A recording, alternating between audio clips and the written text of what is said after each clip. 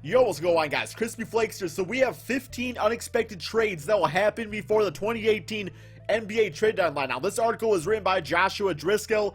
Really curious what his opinions are on this because I'm looking at this little thumbnail right here. Kyle Lowry on the Spurs. We got Anthony Davis on the Boston Celtics. Paul George to the Lakers. Definitely some crazy trades that would go down if this were to happen.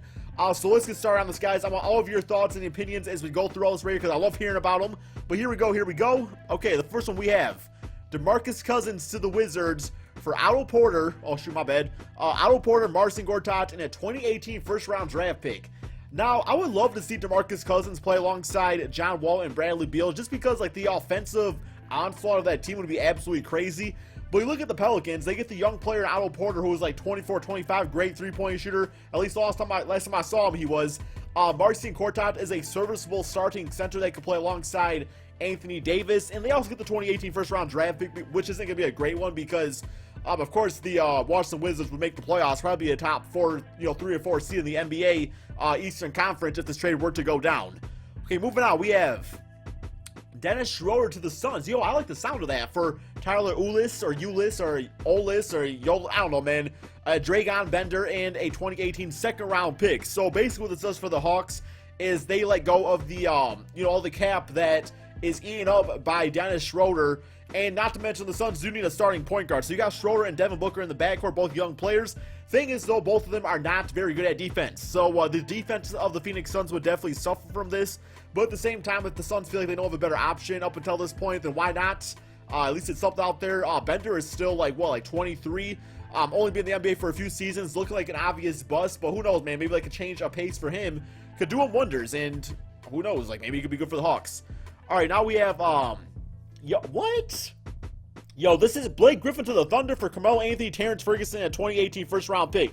Now that I think about it, maybe it's not all that crazy, just because like this, of course, would free up the because Blake Griffin's a natural power forward, and Carmelo's been playing the power forward position, so they got the natural spot right there. I still think this team would have issues as far as like who would shoot the basketball because Blake Griffin doesn't need the ball in his hands to be effective. I know he's added the 3-ball to his game and everything, but I don't know, man, it would be interesting. Now, the reason the Clippers would do this trade is obviously because Carmelo's on a 1-year deal, and they just threw the man Blake Griffin a 5-year max contract, so they might be regretting that just a tad little bit. After this season, Carmelo would obviously leave the Clippers, and well, the rebuild would begin for the Clippers at this point. So yeah, I guess it would be interesting to see Blake Griffin play alongside Paul George and also Russell Westbrook. Now, if also Paul George was traded, would be even crazier, right? But I don't know if that's all going to happen. All right, next we have Mike Conley to the Nuggets. See, I was actually a few videos ago, I believe I was actually already talking about this trade happening.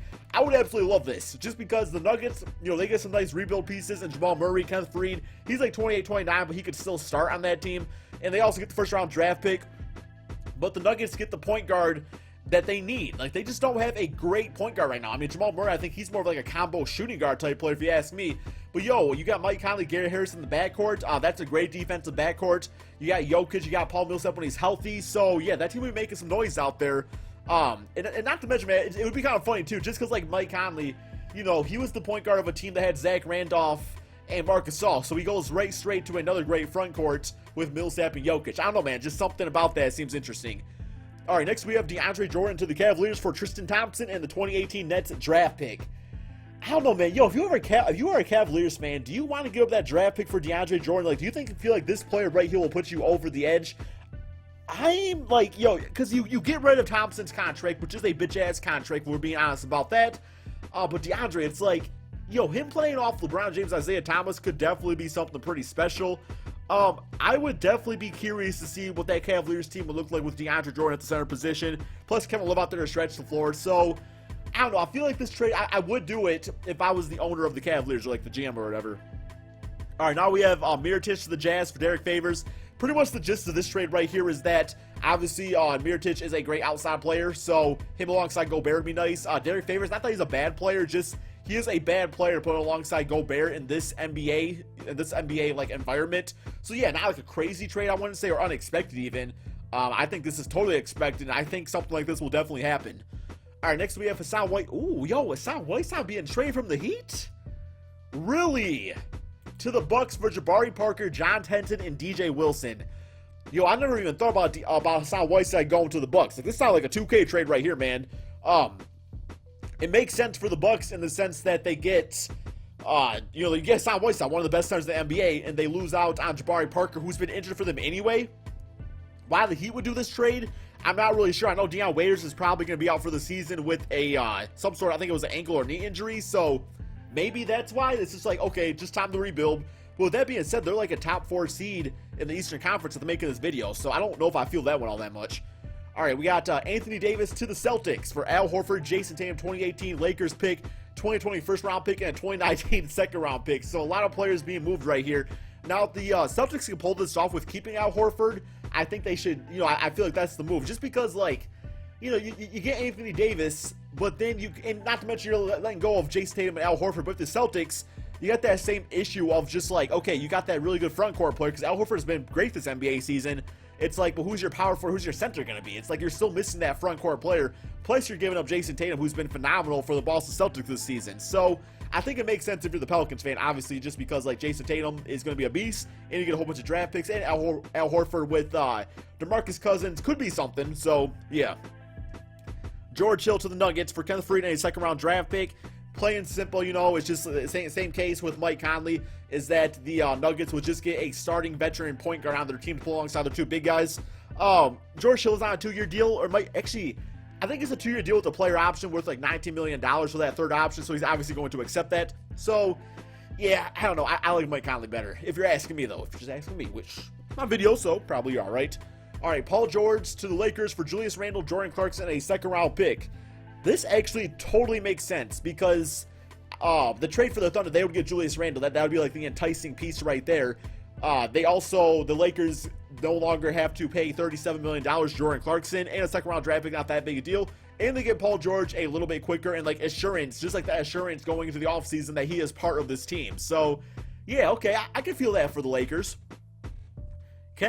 Whoa, yo, we talking about Kent Bazemore to my Pistons here, man. I know we got that bitch-ass contract for John Lure, Reggie Bulk, and a second-round pick. I don't know much about Kent Bazemore's game right now. I don't know, man. It says he's an athletic wing. I guess maybe for the small forward position. Like, I would rather have him over Stanley Johnson, that's for sure. John Lure doesn't really do much. I mean, honestly, it's not that bad of a trade. It's just like, it would kind of like give us another bitch-ass contract, though, that if he doesn't really work out, it's not great for the Pistons. So, I don't know. I feel like I'd rather wait. All right, we got Kyle Lowry to the Spurs for DeJounte Murray, Kyle Anderson, and a second-round pick. I don't see the Raptors doing this. Once again, they are putting up good numbers, and it's like DeJounte Murray hasn't really done all that well for the Spurs thus far. I think a lot of Spurs fans thought he was going to be like the starting point guard, just like of the future for this team, which it still might be. But I think they figured it was going to happen a little bit quicker, like this season. I don't see why the Rockets would do this trade. The Spurs would do it in a heartbeat because you get like a veteran point guard put alongside Kawhi Leonard, LaMarcus Aldridge, but I don't see it going the other way. Derrick Rose and Iman Shumpert to the Spurs for Danny Green and a first-round pick.